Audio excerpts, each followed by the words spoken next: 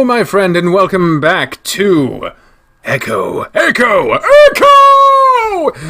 I am, of course, Deckard Link, and on this episode, we will, since we already finished the Leo route in the last one, we will now see what has been updated for Carl's route. Apparently, there has been a couple of endings added.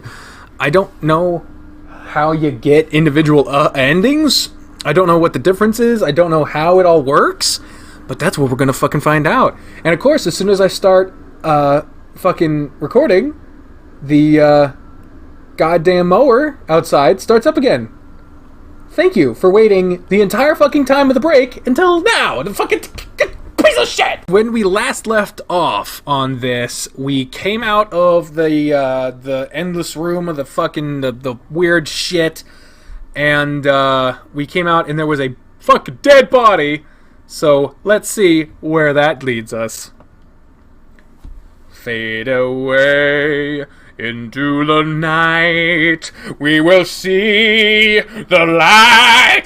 So come, get on the bus. We're going to Disneyland. Oh, shit. Sorry. ... You are disgusting. I'm disgusting. You are abhorrent, despicable, horrible. For telling truths. For telling your own truth. You don't know my story, my truth. Your truth is a delusion. You cruel, filthy son of a bitch! What do you want from me? I want justice. You and your people don't know the meaning of the word. Just let it rest. Let me rest. And you'd leave me restless, murderer. You may not have killed me physically, but you murdered my life, you fucking... The otter hears us. So, if he hears us, then let him. What? If he hears us, then it wants him to. Why does it? You think I know? What does it create? Why does it create these places? Let us do small things, then take it away. It's a game, my life. My reputation is a game to it. A game. Go on. Why don't you tell him your truth? The otter works with you. I wouldn't help him even if I could. But you can't, can you? You are but smoke. Good thing, too, you and your fucking lies. I will tell him this. Otter, you are stuck here because you cannot see the truth. And until you do, how will he know the truth if you only lie? You are disgusting. What the fuck was any of that? What the hell? Hello? Yeah, all this. What happened? I'm not zoomed in. Oh, Jesus! I am so sorry. I am so sorry, guys. You missed all of that. Oh, I feel like such a piece of shit now. God damn it, I am so sorry. I'm not doing it again, but I definitely will show you what I was saying. It was literally just this. It was just a bunch of question mark people saying the exact shit I said. So it's all the same shit I fucking said. So it's just a black screen with question marks. We don't know who it was. We don't know any of the shit. We don't know. I'm so sorry. I'm so sorry. Oh, god damn it. Oh, fuck me, man. I got people contacting me on Steam, on Skype. Y'all are trying to tell me, and I'm just too much of a fucking idiot to look. Oh, Jesus. But it's back now. We're all good. I'm 9 or 10, and I'm sitting under a tree in the forest. I like the feeling you get when you're finished crying. The stuffed up nose and throbbing in my head, along with the feeling of having just run 10 miles. Like I've just finished something really hard, and now it's over. And then a creak in the branches above me. I look up and see the fox hanging from a rope. His dead eyes are on me. Brr. Why don't you get your ass up here and dig it out yourself then? He's awake. Chase? A big hand is cradled below my head, and I stare at the horns waving around above my eyes. Between them hangs the fox. Hey, okay? What happened? I don't know. There were eyes. I stare harder at the fox, but the eyes are closed. Yeah, me too, but you just sort of fell back. Sorry, I dropped you and I think you hit your head. That would explain the headache. My head throbs with each heartbeat. Why didn't you grab the letter, Chase? Are you kidding me? I flinch at Carl's loud voice and I spit, and the spit flecks my face. He just passed out and that thing had something to do with it. Like I said, dig it out of the fucking mouth if you want to. Dig what out? I crane my head painfully and look at Jenna. She stands in the exact same spot, staring stoically. Raven has moved to stand next to her, but now his eyes are wide, staring at the fox. I turn my head back around towards the hanging fox, and that's when I see the letter is gone. Where did it go? I push myself up, cringing, as I once again forget about my ankle. Carl hurriedly fusses around me, helping me stand. I keep my eyes on the fox the entire time, but I don't see any signs of life. What happened? You fell? No, the fox. What happened to the letter? He ate it. What? How? It, just sort of gobbled it up. Carl's freehand gestures at his mouth. God. I lean my forehead against the ram's cheek as I close my eyes. I completely forgot Raven's voice. I completely fucking forgot it. So are we not supposed to read it? Raven's voice is small and quiet, nothing like his usual self, even during the time we've spent here. No one says anything for a while. I clear my throat. I think I heard John and James while I was out. What? What did they say? I think John and James, they're influencing some of this, but there's something else controlling all of it. How? I don't know, but it's stopping them from telling us what they want to say. Like this is a game for it. You cut that motherfucker open and get out of his guts! I feel Carl shake his head against my head. So what are we supposed to do? Just figure out the game, I guess. Oh, the game! Dude! Sydney did fucking scavenger hunts! It's like a game! Dude! I don't know if that has anything to do with it, but that is an incredible fucking parallel. They said something about having to see the truth, but I'm not exactly sure of what that is. But the fox just ate our clue. That might have been one of them. James or John, I don't know. Do we just find another one then? I don't say anything because that's when I see the hint of white sticking out of the fox's pocket. I point. What's that? What? That sticking out of the chest pocket. Huh? Carl moves a little closer, pulling me along tentatively.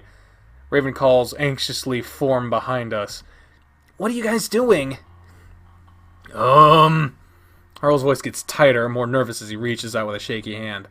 Keep my eyes focused on the pocket, not wanting to look into the eyes if they open again. Carl touches the chest, yanking back his hand once he's slowly going in again. His face turns towards mine, cringing as he tries to look and not look at the same time. He fumbles at the pocket for a moment, the fox swaying just slightly from the brand's poking fingers.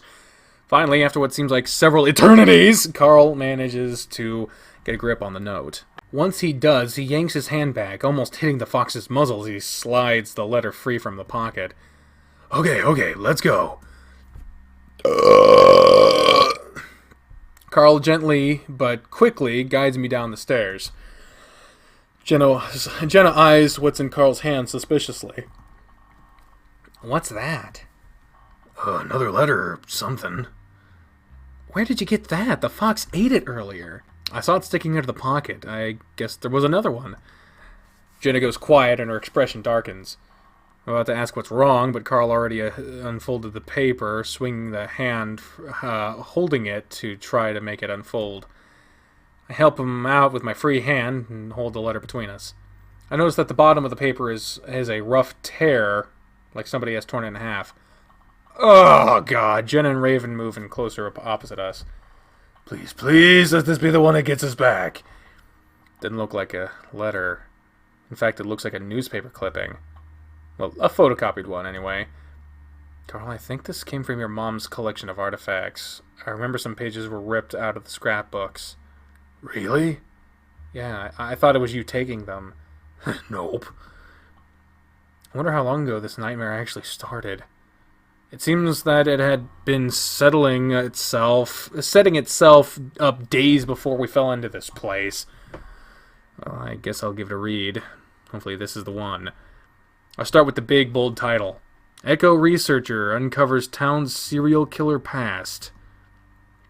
Most might know Trisha Hendricks as the CEO of Hen's Ice Cream, but Echo locals will know her to be an avid history buff as well.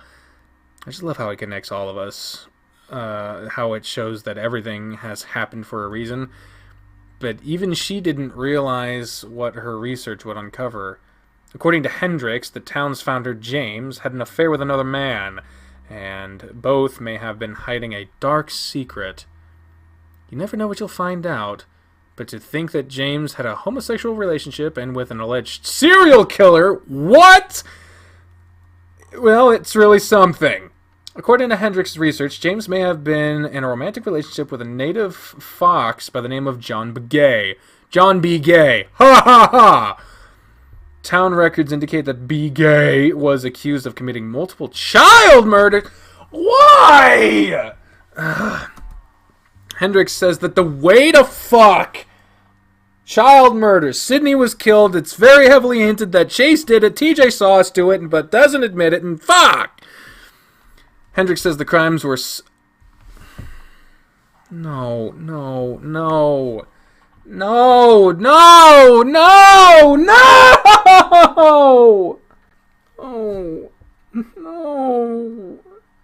I reach for the bottom of the page where the rough tear begins. Clearly there's more to the article, but... Jenna! Look up just in time to see a flash of steel before Carl jumps back, pulling me along with him. The knife comes... What the fuck? Within inches of Carl's face before piercing the newspaper clipping we were holding with a smack. What the hell? Jenna! I'm about to ask what she's doing because I think she's attacking the newspaper for some reason, but her intentions become clear as she moves towards us with the knife I set on Carl. Jenna, stop! Raven bounces up and down, his hands pulling at his ears. Carl moves back as fast as he can while I limp along. Jenna, what are you doing? Jenna lunges at us, the knife arcing down from above again. This time she's too close and Carl pushes me to the side as he jumps back. I go down on my butt on the rocky ground. Putrid lying beast, where's my letter? I don't know! What did I do? Carl's stuttering, stumbling eyes wide in terror. I don't even know if he's going to defend himself when Jenna gets to him. Or what? Or... yeah. With a muffled scream, I push myself onto my feet and hobble after them, each step sending electric lances of pain to the back of my brain. I don't have time to dwell on it, though, because that's when Jenna reaches Carl. She grabs onto one of the horns and yanks him close, Carl swinging his fist wildly in her direction. It's a valiant effort, but Carl's not a fighter, and aside from letting out a few grunts, Jenna isn't affected. She raises the knife just as I reach them. No, stop! Let's push her. Carl, watch out! I yell as loud as I can before giving the fox the hardest shove I can give. I do it at an angle so she doesn't directly hit Carl. Carl leaps to the side as I slam into her, sending Jenna forward to faceplant into the rocks and dirt. I reach out to Carl just as Raven goes blurring past me. He leaps onto Jenna, pinning her down. Go, just go! We'll figure something out later, but you need to get away, Carl! Raven's snarling as he tries to keep Jenna pinned, something that doesn't match his cheerful face at all. Carl stumbles to his feet, then turns and starts jogging away. Carl, wait! Help me up! Carl seems to hesitate before finally turning around. Ooh, leaning over to help pick me up. And with that, we limp away toward the road. I think we're heading towards the mansion again, but Carl turns toward the road to the town instead. The growls and snarls get fainter behind us and start to worry about what's going to happen to Raven. Hopefully Jenna just stops once Carl's out of sight. He seems to be the only thing she's interested in right now. Carl breathes raggedly in my ear over the sound of his stumbling clops and my dragging shuffles. Carl, do you want to go back to your house instead? Carl didn't respond, and I look over to him to see he's looking straight ahead, eyes fixed on something. Carl? He gives his head a little shake, so I go back to staring at my own feet. My ankle is numb at this point, which I guess is better than the lancing pain I had earlier. We're further down the road now, to the point where I can't hear Jenna or Raven anymore. Going this way might have been a good idea, since Jenna will probably end up going back to the mansion. Does she just need time to cool down? Oh yeah, that seems totally normal. And where are we supposed to go now? I should have realized that what just happened is going to affect everything. How are we even going to get to be near each other now? Jenna just tried to kill Carl. Jenna. Or John. I feel a sudden burst of anger towards him. A fucking serial killer possessing her, forcing her to do this shit. Carl's breathing is getting more ragged. I look over at him again, and I'm not really surprised to see tracks of tears down his face. Carl, do you need to sit down for a second? Take a rest? A few seconds later, Carl stops abruptly next to a small boulder, and I allow myself to be sat down on it. The Ram doesn't sit down with me, though. Instead, he starts pacing back and forth in front of me, occasionally wiping his face with his arm. Carl, sit down. I don't know what to do, Chase. Neither do I. Just sit down for a second. No, I don't know if we'll ever get out of here. Yeah, Raven's probably fucked. Carl sobs, then goes into a coughing fit. No, come on, we're doing good. We're at least getting somewhere. Where? This could go on forever. You don't know. Jesus. Look up at the Ram, trying to think of something comforting to say. Chase, I can't do this. I need a second. Carl turns and starts walking further down the road. Carl, wait, we shouldn't split up. Hang on. I stand unsteadily, leaning over to rest a hand on the rock as I watch Carl continue to trek down the road towards the town. Just wait, I need a moment. I'll be back. Carl! I feel myself start to panic as I stumble after him. I realize that not only am I afraid for Carl, for what might happen to him if he runs off into this fake world, but I'm also afraid of being left alone here without Carl. I hobble after him, but I realize immediately that I'm not going to catch up. I watch him get further and further away, down the middle of the road. I wheeze, clutching my chest as I try to keep up, the sides of my vision starting to turn white. I'm not sure what it is, the panic, the breathlessness, or the world itself, but the whiteness seems to pulse with the faint sobs of the Ram in front of me. Slowly the white takes over, and I'm in a fog.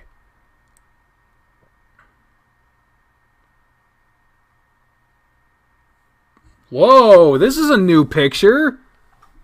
What the fuck is this? There's a distant, rhythmic pounding that sounds like a gong. Where have I heard it before? Oh, Chef is saying, oh god, here we go.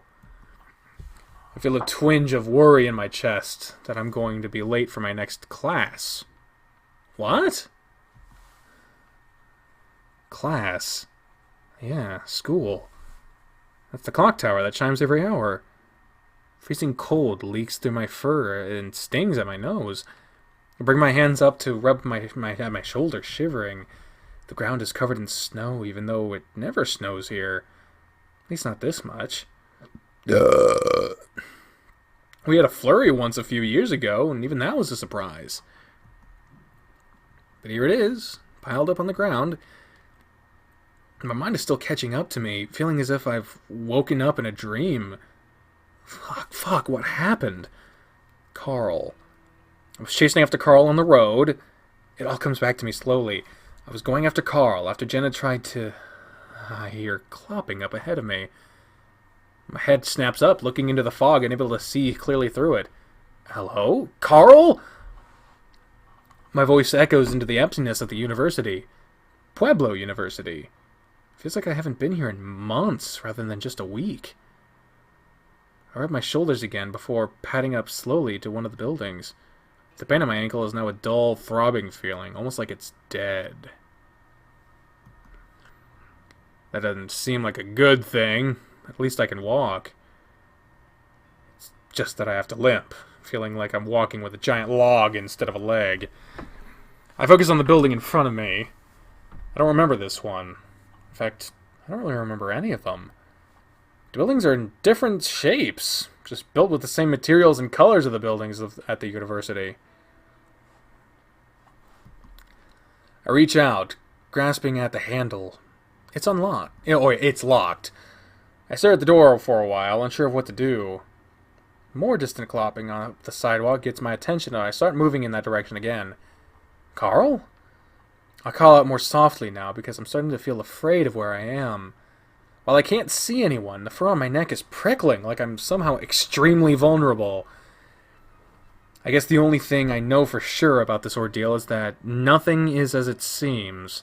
And for some reason, I don't like that I'm in a safe place. Oh, I don't feel like I'm in a safe place. You were never there for me, you know. I jump. Carl? The only response is silence. At least it sounded like Carl. Kind of. It was crackly and muffled. Like it was coming through a phone. I start to jog up the sidewalk and I notice that I'm stepping through the snow. Like it's not really there either. We're not gonna hurt ya. The voice comes right over my shoulder. God! I cringe and let out a yelp. Stumbling in my run and to turn and face whatever just whispered into my ear, I stare at nothing. It had that same crackly mechanical sound to it. My fur is now standing up all over my body, and I rub at my shoulders again, hugging my chest. A soft sound, maybe a footstep behind me, makes me whirl around in the other direction to find more emptiness. I stifle a whine and start trotting up the sidewalk again. This place is different. Something about this place is dangerous. It's unlike the mansion or the cabin or even being next to that hanging guy. Something could hurt me here. I don't know how I know, but I know it. Carl? My voice is getting more desperate. I've never felt more alone. Right now, more than anything, I just want to find Carl. You want me to be there for you? I jump, but keep jogging, basically hopping with the way my leg isn't working at all. That's funny. The sidewalk starts to curve as I come up on the school's pond. The pond! Oh, the lake! Oh, Jesus! I whisper to myself, fuck, where are you? As I keep walking, the ground no longer feels smooth. Instead, I feel little pointed bits of rock sticking into my feet pads, even though there's smooth pavement when I look at the ground. Past a little stone beach, one that Carl liked to sit on back when he was at school with me that first semester. I just can't, man. Wish I could, but every stupid fucking thing I say is so stupid. Trust me, man, it's not. I lift my hands up to my throat, shocked because I definitely didn't say that. My voice is coming through like the others, muffled, distant, from the direction of the bench. You don't understand. It's like I can't stop going over what I say to people. Then I just worry about it for days after. Well, just don't. Just forget about it. Oh, God. I sympathize with that feeling, man. It's anxiety. He has anxiety problems, and we're just saying, we'll just don't have a problem with it. Fucking, it's like the worst advice ever. Right. Seriously, man, no one cares. Just don't worry about it, okay? That's definitely not being there for him. That's the worst fucking thing. Just get over it. That's fucking terrible. I turn around, moving back the way I came, not wanting to hear those voices coming from the bench. I move back to where I was and look around. The sidewalk branches off in several different directions, and I have no idea which one to take. You weren't there for me. What?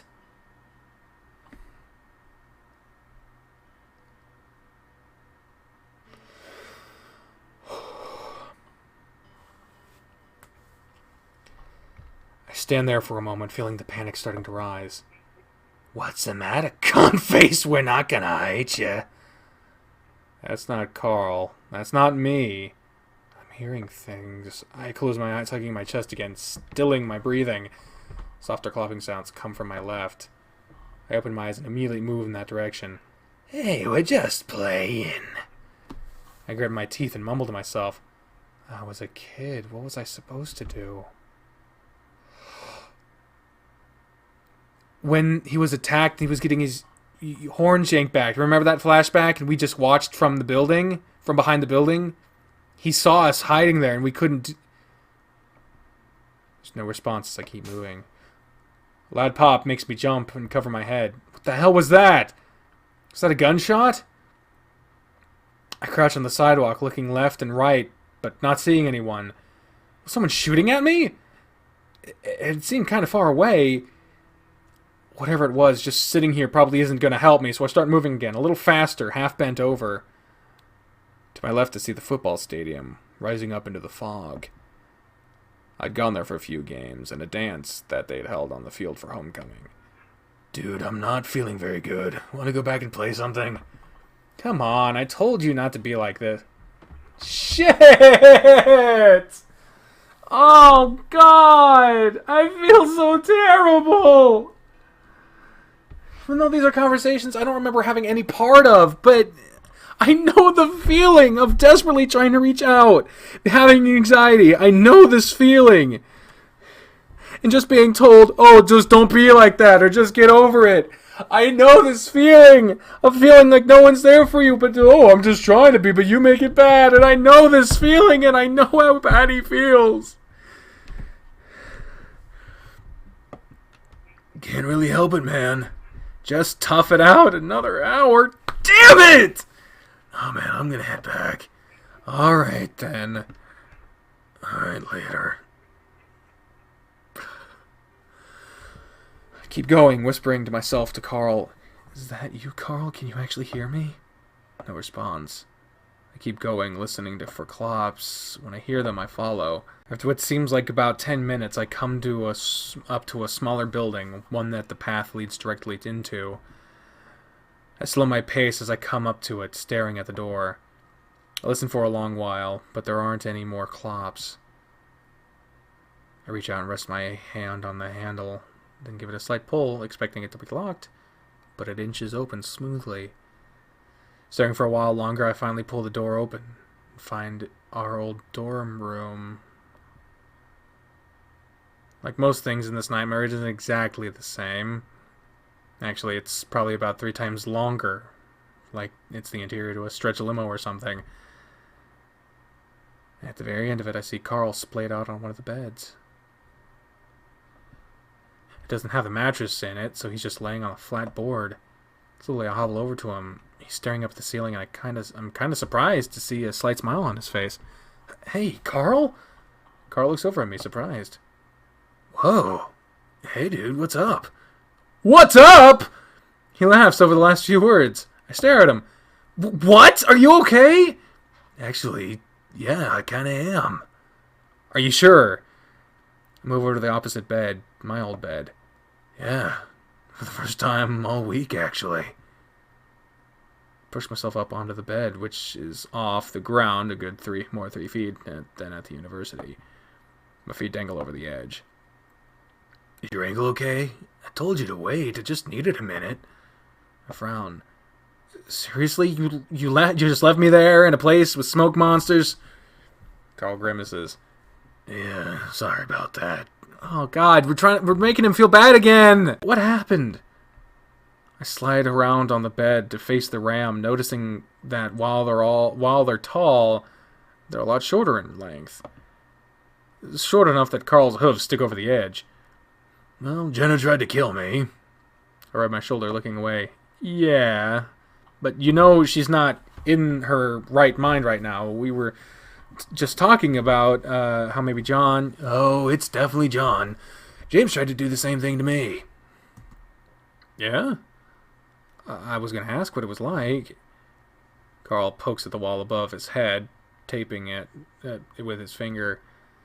Well, he basically just told me that I needed to find some stuff out. Keep lies from getting out, that he couldn't tell me why. I wonder what John's telling Jenna. Carl shrugs. I mean, Can't be good if he's a serial killer. Yeah. Another period of silence. I don't mind it. It kind of feels nice. Not all like outside, where I felt like I was in imminent danger. The only problem right now is that something smells kind of bad, but it's subtle enough for that it's not really bothering me. So, we're at the university, huh? Yep. Wonder why. You hear the voices out there? Yep. Things are quiet again, and I wonder what the hell Carl might be thinking. He looks ridiculously peaceful. Okay, did you find weed somewhere? 'Cause you're looking as chill as I've ever seen you. Oh, yeah? Yeah. Carl scratches his nose. Well, I guess I just realized some stuff. I wait, but it doesn't go on. Like what? Well, Jace, that I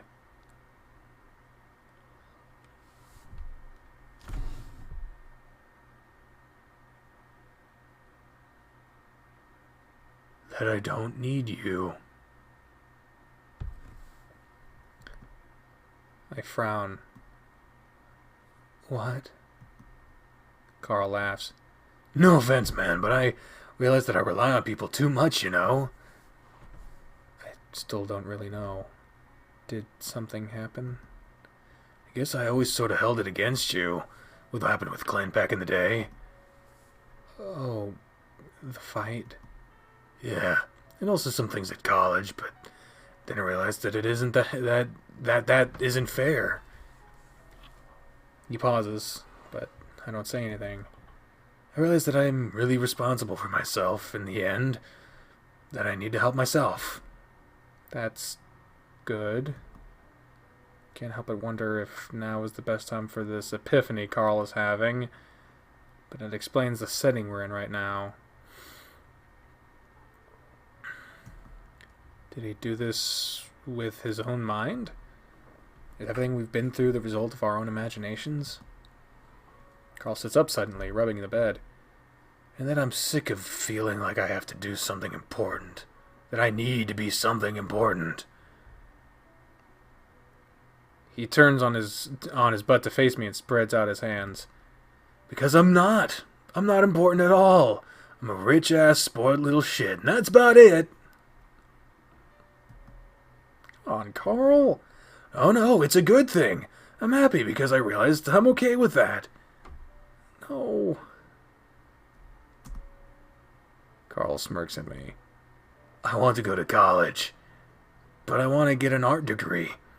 Then I want to get some job I can halfway stand and play games in my free time. He stares at me and I stare back. Okay. Carl laughs again. I know this sounds stupid, but realizing this, it just feels good to feel comfortable in my own skin. I haven't been comfortable for so fucking long. Oh, that's good. I try to smile for the ram. But I mean, we need to get out of here if you're gonna do anything. Yeah, it's weird that I'm feeling this way right now, but what isn't weird here? Carl reaches out to the wall again, feeling it carefully.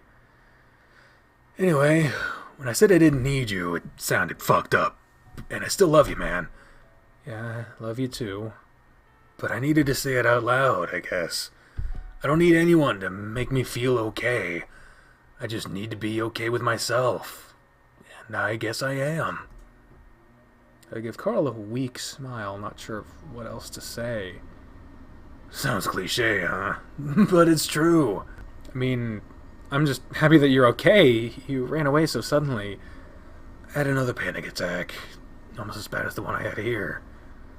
Carl points over to the opposite end of the room, at a desk. I came back from that stupid dance and had a bunch of homework to do for that computer programming class my dad made me take. I don't know, having that bad experience at the dance, then trying to figure out programming I didn't fucking understand, something cracked. Carl looks over at me. When I got back home, things were worse than they'd ever been. Then one time I dropped acid and thought I killed you. He made a face, but Carl waves his hand. Long story, but then I thought that was a sign that maybe you were the one that was holding me together all the time. Carl, I had no idea. Yeah, how were you supposed to know? I didn't say anything, and when you came back to Echo, I thought maybe I could pull myself together with you there. Carl grins. Then after this hellscape thing and Jenna, I just got fed up with it, I guess. Carl shrugs. I don't know, I cracked again. But it's like I cracked back in place. I just feel okay now. That we're gonna get through this. I finally kind of chuckle, too. I'm happy for you. I really am. Just wish we could actually get back to Echo so that you can feel better there. Carl taps his teeth loudly with his fingers, then looks at me. Dude, I think we are. Look at him quizzically. Carl runs a hand over the bed again. I just realized something. Looking at this place, can you see it? I furrowed my brows. See what? This place seems familiar at all? Because now I'm seeing something completely different. I squint. No, looks like the dorm. Just a super long version of it. Carl smiles. Oh man, we're in the diner. What? I can't go on because as soon as I see the shape of the diner, the dorm room melts away like a mirage. What the fuck? What? Wait a minute. You remember when Kudzu said you're not really here? What? Wait, what the fuck? What is going on? I'm on a table and Carl sits across from me on the opposite table. Oh! Carl's smile stretches into a grin. I guess we see the truth now? You don't order the LSD eggs! Yeah, no shit, right? What the fuck? So we've been here the whole time? I gasp heavily, leaning on Carl as we make our way up the road toward the mansion. Looks that way. I think it all happened in my house. What? I look around me in the darkness of the night. While the surreal feeling of dreaming is gone, I still feel like I'm in some kind of nightmare. Carl tried his phone the second we realized we were back, and it was dead. Here outside, no one is around, though we did see a few bodies in the middle of the road. What? Bodies? You just... What the hell's happening? I think everyone's gone crazy. Oh, that's a familiar element. Carl seems to be mostly talking to himself. I remember seeing Janice running through the street just before everything went to shit, and I'm inclined to believe he's right. Should we maybe go to Leo's place instead? I don't know. I kind of want to find Raven and Jenna, break them out of this first. I mean, she's still got that knife. Maybe she's calmed down. Then we can tell them and snap them out of it. You'd think the others would come and find us or something. The fact that they haven't... Carl grunts in acknowledgement, but doesn't say anything more. Meanwhile, the mansion looms ominously in front of us, and there's no sign of Raven or Jenna in front. Leo is bad juju. There's the tree where I saw the body hanging, thankfully empty. I vaguely wonder if the newspaper clipping that the corpse ate is still there somehow. As Carl half drags me into the driveway, he hesitates. Listen, maybe you should wait out here. I'll wake the others up, then grab the keys, and we can drive out to Peyton, get away from all this. This also sounds familiar. With 2 people and an extra person. Ooh, this is like identical. Fucking hell. We're finally bringing the stories back together. I laughed despite myself. Yeah, right. After everything we've been through, besides I saved your ass when John went after you. Might have to do it again. Carl smirks.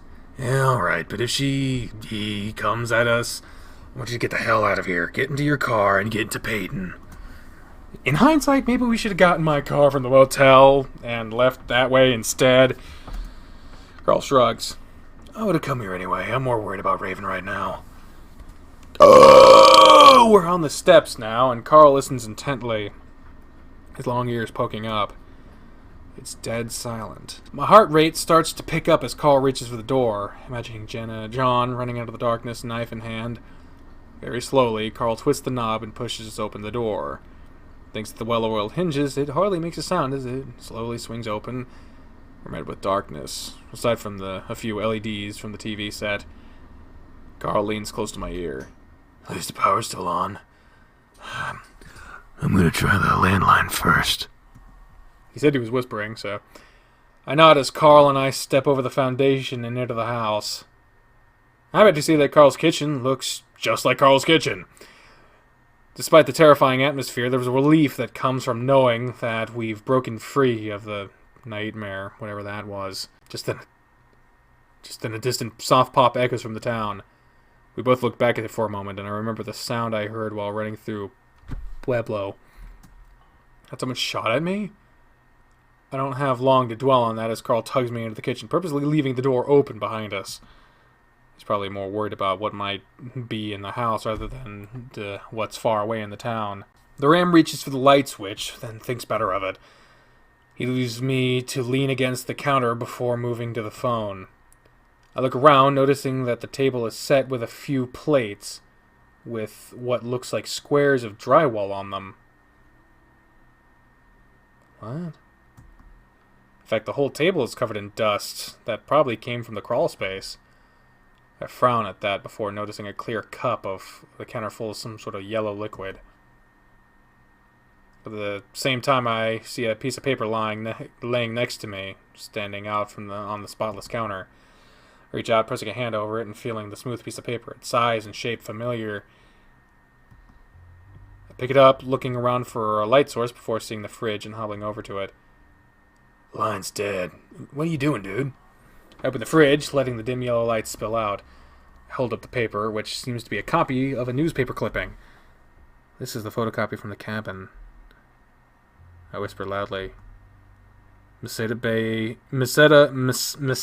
boy missing. Native settler tensions rise. Fifth native boy goes missing in 2 years. Native chief says disappearances did not happen until settlers arrived. James Hendricks has been confined in the county jail pending further evidence. I look up at Carl. Oh, yeah!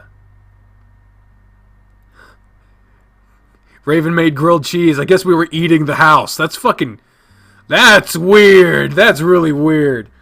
Wait, so it was James that was kidnapping children? Carl shrugs at me. I really don't know, man, and I don't think it matters right now. He did have a point, considering we weren't trapped in the nightmare anymore, but I still feel like something is missing. Yeah, you're right. I fold up, then shove the paper into my pocket anyway. So, the phone's dead.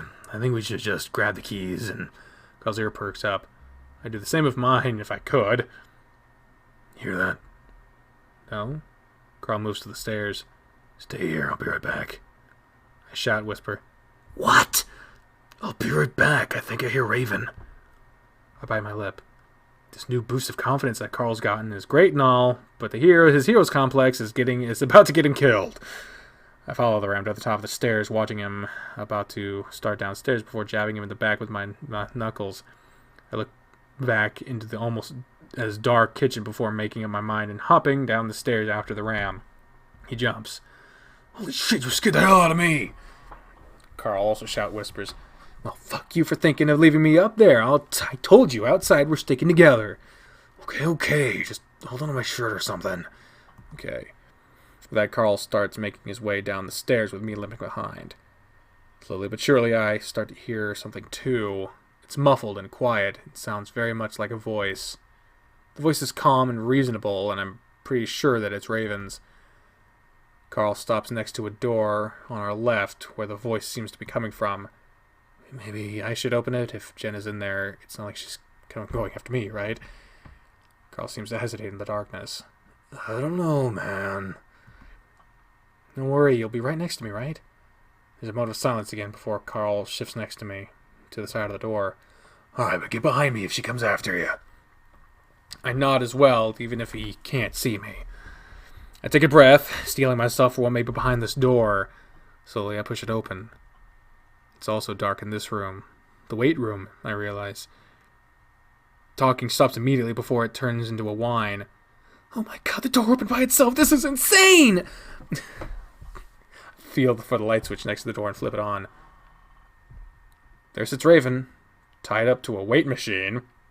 Oh, Jesus. It looks like several pieces of clothing. Wait, what? If he's tied up, then Jenna could be anywhere. A few pieces of paper sit on the lap on the ground. The husky is staring right at me, but there's no sign of recognition in his face. There's no sign of Jenna either, thank God. I don't think that's a thank God moment. I think that's a holy shit, fuck this moment. Raven? Oh God, it knows my name! Raven starts writhing around in his bonds. Mr. Ghost Thing, what do you want? Do you want money? Honestly, I don't have very much money at all. I work at the mall. Carl pokes his head in too. Hey, Raven, can you hear me? But Raven keeps babbling about his job. Carl frowns and shifts past me into the room. I stand in the doorway, looking back into the hall, but only seeing darkness. Raven's still chattering when Carl reaches out, resting a hand on his shoulder. The shriek that Raven lets out makes my fur stand on end. Oh my God, oh my God! Shh! Carl presses a hand into the husky's mouth, muffling his nose just a bit. That's when Raven's eyes widen. Oh, hey, Carl! He stares around wide-eyed. Where am I? In my house, in my weight room. Are you okay? The husky looks at Carl again. How? Carl shrugs. We have no idea. I look back into the hallway to make sure Jenna isn't coming after all that shrieking, then look back into the other two. So it's that easy? Just had to touch him? Carl turns to me. I guess. It's like it really is just a dream or something. Hey, Chase. Raven is craning his head around Carl now. Hey, Raven. Wow, just a second ago I was in a really fancy-looking bedroom. It had a bed with curtains on it and stuff. Raven, how'd you get tied up? Oh, Jenna, of course. Actually, she calmed down a bit, and I brought her into the house, but then she punched me. Carl sets to untying the husky while Raven rubs the back of his head against the weight machine. And I fell down the stairs, and she dragged me into this room and tied me up. Jesus! Raven smiles sheepishly. Honestly, I probably could have fought her off, but facing a tiny, maybe a serial killer girl with a knife is kind of scary, so I just did what she told me. You still got a crazy bitch with a knife running around somewhere in this house. Fucking do something. That's okay. Do you know where she is now? Let's back into the hallway. Still nothing. No, she went back out. She did come back like 10 minutes ago.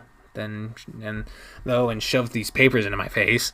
Carl points at the papers in her lap and on the ground with a freed hand. Carl gets started on untying the binds around his legs. Said something about these being the real letters, the truth, or whatever. Oh God, I'm worried. I limp into the room partly because I don't want to get caught by Jenna if she suddenly comes in. Oh, Jesus! And also because I want to look at the two letters. They're short. One of them is about a paragraph. The other's only a few words. Because it's second nature now, I pick up the longer one and read aloud. I don't know what to say after finding your dungeon. No, there are no other words for it, James. It is a dungeon. And after finding a boy's body, finding out what you've done to it, there's truly no words, James. God! I only know now why you were never satisfied with... God! All your... I'm leaving you to the law and leaving this wretched town behind. I only hope that God has no mercy on your soul. Jesus Christ. Jesus Christ, Jesus Christ, Jesus Christ, Jesus Christ, Jesus Christ, Jesus Christ, Jesus fucking Christ. Pick up the other letter, placing it over the first. You are disgusting. I don't have James's letters, so I have no idea what John was responding to.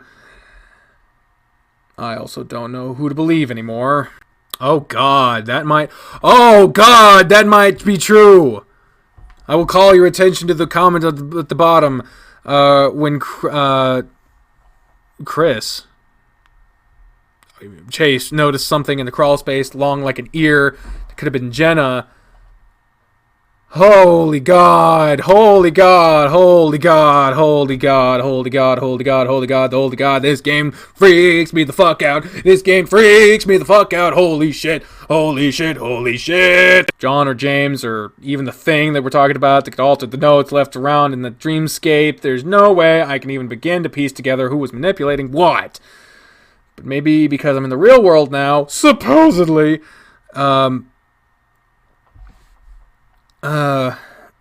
and this is certainly real, this could be the actual truth. I also noticed the collection of dust on these photocopy pages, taken from the scrapbook and stashed somewhere, probably the crawl space considering the state they're in.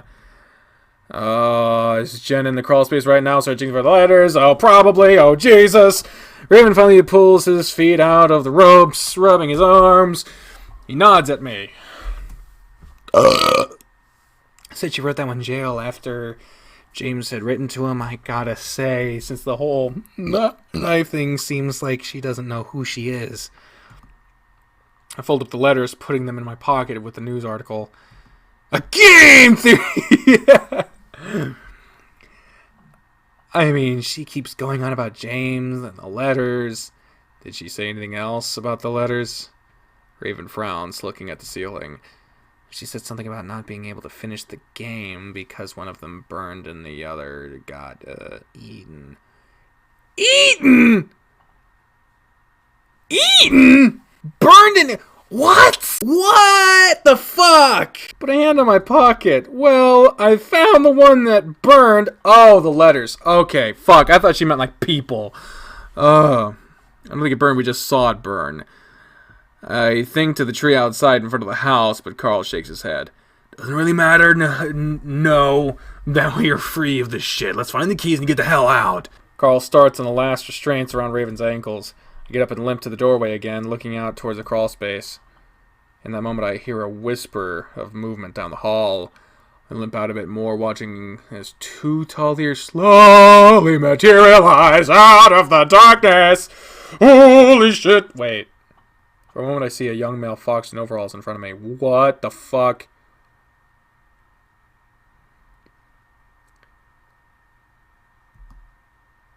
But that imagery dissolves as Jenna is slowly lit up by the light coming from the weight room. She's covered in the dust from the crawl space. I'm startled, but I'm not scared because I know she can't see me. At least she shouldn't be able to see me, but her piercing eyes are right on me. She can see me. Maybe it's the fact that it's not Jen at all.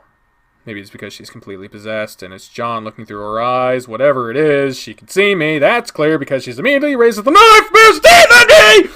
I don't want the other getting caught by her, especially with Raven tied up like that. I need to give Carl a chance to attack from behind, depending on if she goes for me. It takes a turn to the weight room. She's coming!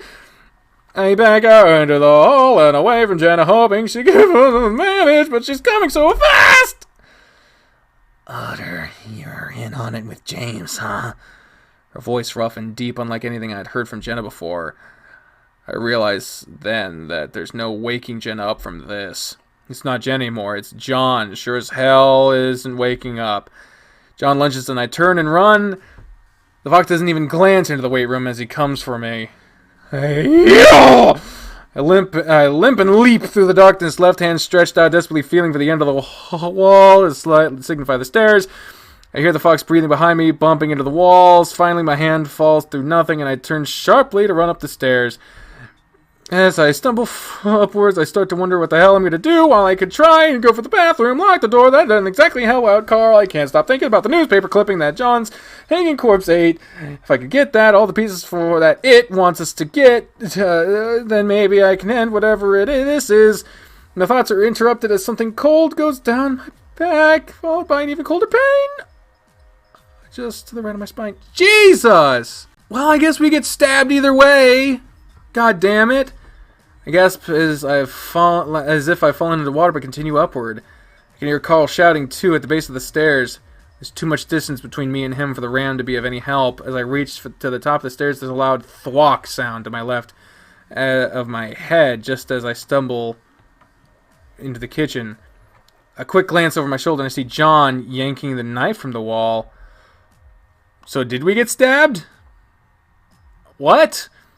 Almost sobbing now, I jump-lip my way to the front door, hearing John scream curses at me from behind. While I want Carl's help right now, I also don't want him to catch up. I don't want John turning on him. I struggled with the door for a moment. The door was open! The door was open! The door was fucking open! Someone probably closed it. I struggled with the door for a moment for some reason, trying to push on it rather than pull. It's only a few seconds, but enough for John to gain on me and swing the knife again as I pull over the door.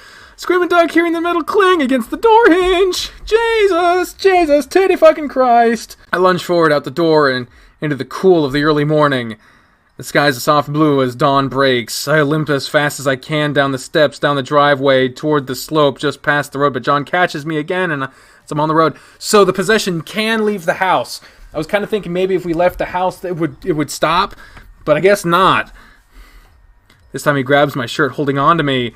I turn to face him as he draws the knife back for another swing, but at that moment we go over the slope. Even in my adrenaline-fueled state, the fall is painful, and each time I roll, I feel the stab of rocks sticking into my skin. At least it's rocks and not a knife! The final bounce is punctured with a blinding pain in my forehead as it collides with a small boulder. Ow! Shakily get to my feet, looking left and right for the tree, panicking until I realize it's right in front of me. I stumble right into it, clinging to it. I scan the dirt, but there's nothing, no paper at all. Jenna's getting up, just 5 feet away. I can see blood oozing through several scratches on his body. The knife is still in his hand as he zeroes in on me again. I cower and move behind the tree, my plan ruined. And that's when my face becomes level with the hollow in the tree. Automatically, I reach in, feeling around, feeling mostly spiderwebs and twigs before Carl appears at the top of the slope. Hey, stop! John whirls around, knife raised as he immediately moves in the other direction. You! My hand finds the corner of a piece of paper and I pull out the newspaper clipping. I scan over it. It's another quote from Carl's mother. I begin to read, my voice cracking as I manage a shout. But I was able to open a lockbox kept by James himself. It was full of jail letters between him and John. John freezes and his steps, knife still raised, looking up at Carl. I don't want to sully the Hendricks name, but if what John said is true, James framed him in the most heinous crime... James framed him of the most heinous crime in Echo's history. In the meantime, Carl stumbles down the slope, moving carefully around the fox to stand next to me. I reach into my pocket and pull out the other pieces of paper. I'll hold them up. John, we know the truth. I'm going to tell everyone in my documentary, okay? I'm a journalist, a reporter. We see the truth. John turns towards me, knife slowly lowering. Just like that, it's not John anymore, it's Jenna. The knife clatters to the rocks. Carl reaches out to hold me, and I collapse against him, everything numb. Jenna's hands go to her mouth, staring at the knife, staring at me and Carl before she screams. In the distance, I can hear sirens. The police!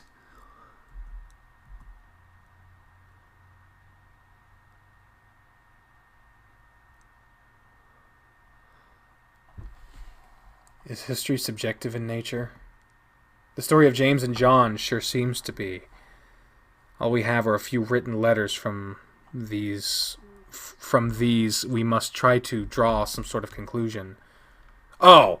All we have are a few written letters, and from these we must try to draw some sort of conclusion. In the end, it can't really be said what exactly happened almost 150 years ago. Instead, we can only provide the facts. Several native children went missing. James was accused of the crime before claiming that his secret lover, John, was the culprit. In his jail letters, Jonathan claims that he was framed by James. Because of the vigilante justice dealt out by the town, John never had a trial, and no record of evidence ever collected exists. James, because of his influence, was allowed to leave and live hundreds of miles away on the west coast, where he eventually died. He never wrote of the incident again.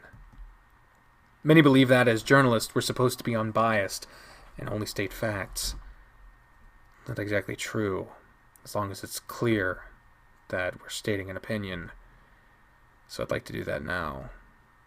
It's my opinion that John is innocent. We should be presumed innocent until proven guilty, after all. And Jonathan's never even had that chance. According to accounts written by other townspeople, James was a deceitful and emotionally manipulative man. There were many accounts of his prejudices against the native people. In the end, the records that exist of John gives us no reason to disbelieve him, while James has given us every reason to doubt him. But because time is evidence's worst enemy, it has been 150 years, the definitive answer will likely never be known. Like much of Echo, the story is lost to time. I'm Chase Hunter at Pueblo University, and this has been a special report on the town of Echo. What?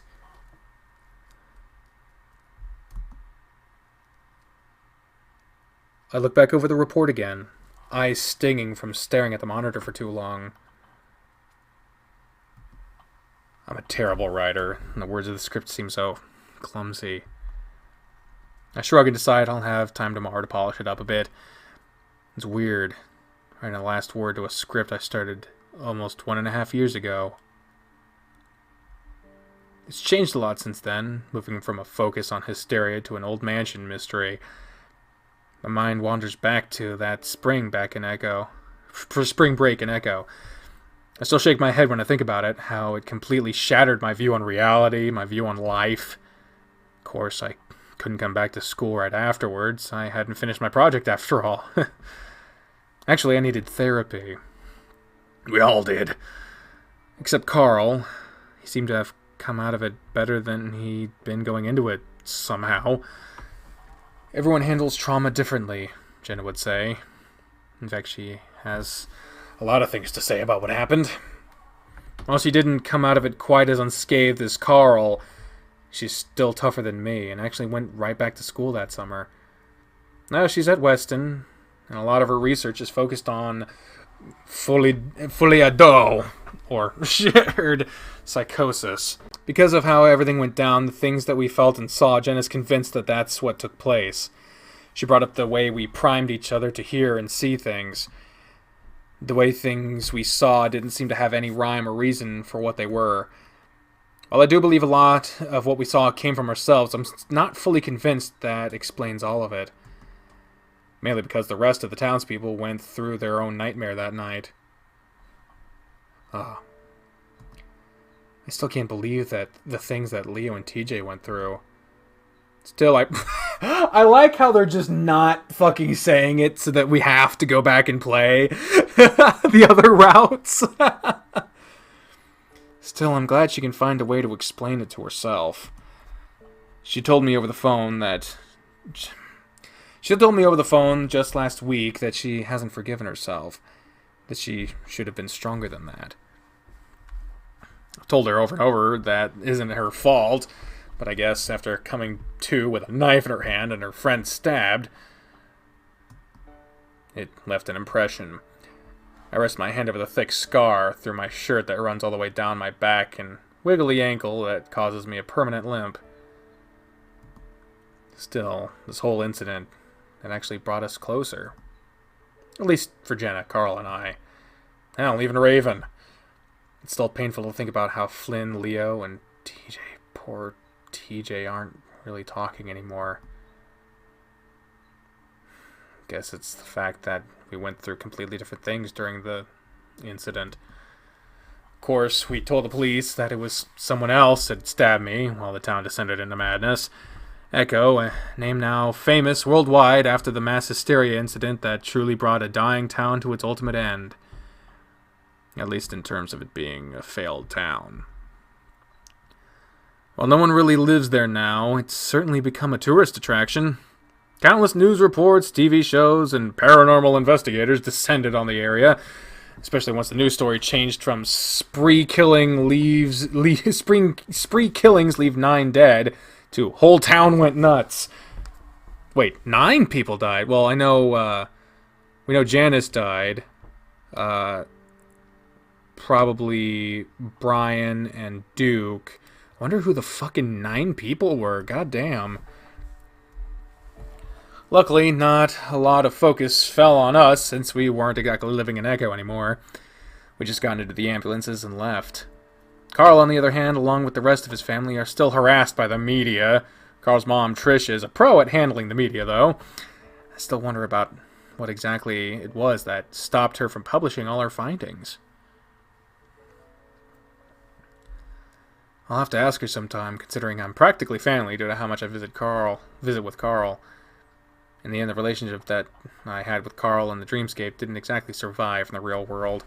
Carl told me that he didn't know where he ended and James began, even when he rejected James's influence. We couldn't really trust anything that happened there.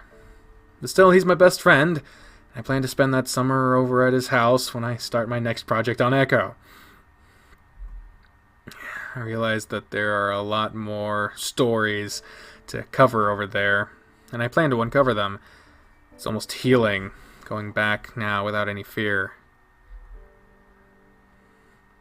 My own little therapy, because I always end up back there eventually. The sound of clops to my right make me look up just as a bulky ram fills the frame of the doorway. Carl leans against it, rolling his eyes.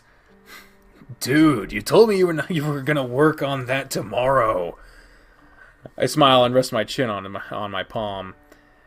Was just giving it a quick once-over before we film. Yeah, sure. Anyway, I'm going for some pizza. You coming? I'm not really hungry, but taking my mind off Echo for just a little bit sounds good. Always cheered me up, anyway.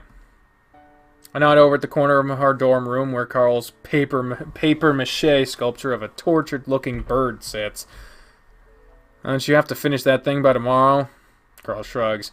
I got like 3 energy drinks in the fridge. I'll be good. Come on! Now let's get going. I want to meet Caitlin there, too. I get up slowly, stretching out my back. Oh, I see. So I'm just your wingman. Carl smirks. It's not like that, dude. I just like hanging out with her. Now let's go! Carl hangs on the frame, starting to swing himself out into the hall. Hey, Carl? Carl rebounds back into the room, leaning towards me. Yo! Thanks for being my friend. I don't know if it was all reminiscing about what happened at the spring before last, or if I'm still not over what happened, but Carl seems to understand. He smiles and reaches a big hand towards me, which I grasp. Of course, man. If you need to talk or anything, I'm here. Do you want to talk right now? I shake my head quickly. No, I'm good. Just wanted to say it.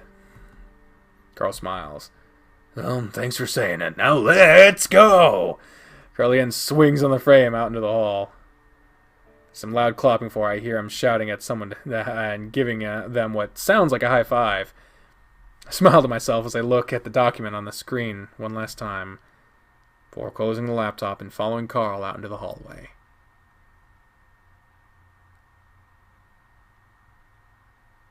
The end, motherfucker! God damn. God damn, dude. Holy shit! Holy fucking shit, dude. Well, let's... I know we just got the end, but let's save real quick. God damn. God damn. Time to get that big glass again. We earned it. Holy shit. No kidding. Let's fucking drink up all these paper, colored pencils. That was good, but suddenly I feel empty. Especially the way that ending was worded. I'm like, what the hell happened to everyone else? As far as Carl's route, at least for right now. I'll put it to you like that. At least for right now, for Carl's route, I'm good. If I eventually get through all the shit, which considering the only route I have left to even start is Flynn's, then it would probably be a special episode, because honestly, I fucking love this game so much that I'm probably gonna do it. In the next episode, we will check in and see if Leo, Jenna, or TJ's route has been updated. If so, we will check and play those out. And if not, we will start on Flynn's route and then we go from there. So, Flynn's route is weird. Looking forward to some weird. If it can be weird compared to everything else here, then I'm looking forward to it. But anyway, y'all, that is it for Echo for now, until the next episode, because I'm still doing other routes. Thank you all very much for watching, and until next time, fare thee well. Bye, everyone!